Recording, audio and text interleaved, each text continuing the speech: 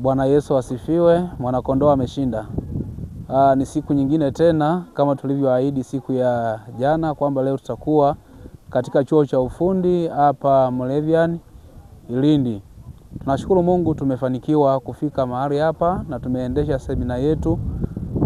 Jambo ambalo tumeliangazia kwa siku ya leo ni namna maambukizi ya virusi vya ukimwi jinsi yanavyoweza kuenezwa au kusambazwa kutoka kwa mtu mmoja kwenda kwa mtu mwingine. Lakini sehemu ambayo tulikuwa tumejikita ilikuwa ni kwenye makundi ambayo yapo kwenye uhatari mkubwa wa kupata au kuambukizwa maambukizi ya virusi vya ukimwi.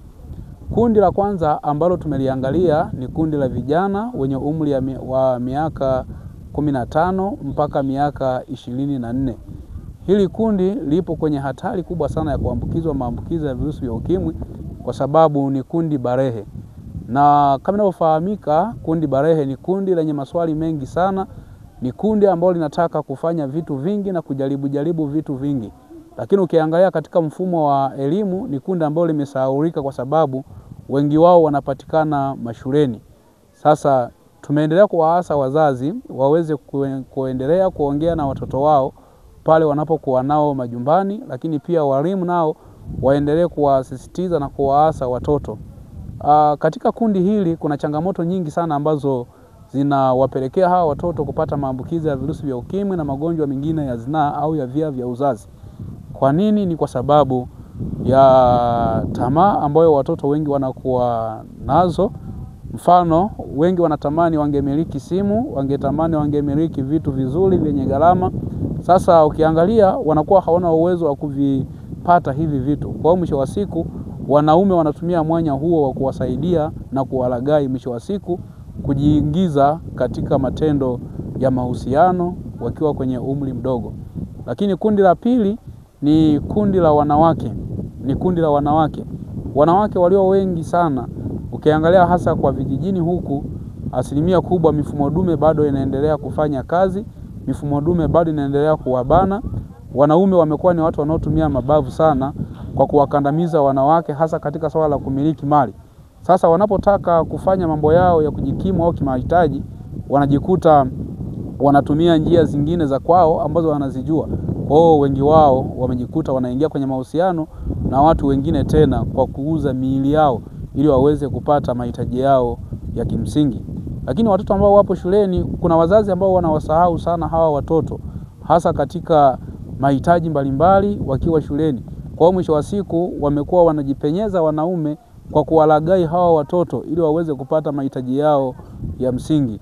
Kwa hiyo ni mambo ambayo tumeendelea kuyaangalia hapa. Lakini pia kundi lingine ni kundi la wavuvi. Tumeangalia japo kwa kanda hizi za Umalila imekuwa ni changamoto kidogo, hatuna sehemu za uvuvi, lakini sehemu ambayo tumeiangazia kwenye kundi la watu ambao pia wapo kwenye hatari kubwa sana ya kupata maambukizi ya virusi vya ukimwi au kueneza maambukizi ya virusi vya ukimwi ni kundi la watu wanaokuja kufanya vibarua katika maeneo haya ya Umalila au maeneo haya ya vijijini.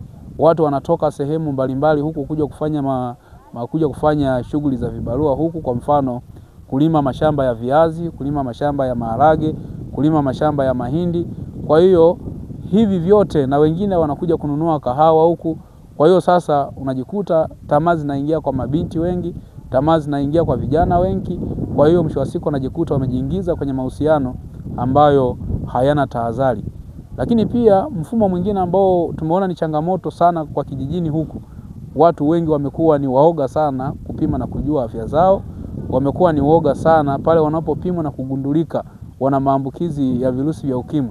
Wengi wao tumeona wanakimbilia kuchukua dawa sehemu za mbali za kupunguza makali ya virusi vya ukimwi. Sasa hiyo inaleta picha kwamba asilimia kubwa wengi wanajificha sana na wanaficha sana hali zao za maambukizi. Kwa mwisho wa siku wanajikuta wanaeneza kwa kasi sana. Lakini pia tumewasisitiza watoto wadogo kwamba wawe makini sana. Kuna msemo mmoja ambao tumeutumia kwa siku ya leo, unasema usinishike hapa. Ni msemo ambao tumewafundisha watoto kwamba wanapokutana na mazingira ambayo ni hatarishi kwao, aidha mtu mzima anawashika sehemu zao ambazo ni sehemu za siri. Tumewasisitiza wajitahidi sana kupiga kelele na kupaza sauti, kuongea, waeleze kwa wazazi wao na kwa wahudumu wanaowahudumia, ili kuweza kuzuia vitendo hivi ambavyo watu wazima wanawafanyia watoto. Kwa hiyo tunasisitiza jamii iendelee kuwalea hawa watoto, iendelee kujikinga na maambukizi ya virusi vya ukimwi. Ukimwi sio kwamba haupo, upo, na virusi vya ukimwi vinaendelea kuenezwa kwa kasi sana. Ndio vitu ambavyo tumeviangazia kwa siku hii ya leo. Karibuni sana katika idara hii ya udiakonia ambayo imejikita katika kutoa elimu sehemu tofauti tofauti ndani ya kanisa na nje ya kanisa. Na kuanzia wiki zijazo tutakuwa katika maeneo ya Mbarali tukiendelea kufundisha watu wa mashambani huko. Kwa hiyo tukukaribisha sana kuungana pamoja nasi, tukukaribisha sana kusikiliza Radio Baraka, maana vipindi vyote vinarushwa kupitia redio hii. Mungu awabariki sana na niwatakie baraka tele za Mwenyezi Mungu, na damu ya Yesu Kristo iendelee kuwalinda. Amen.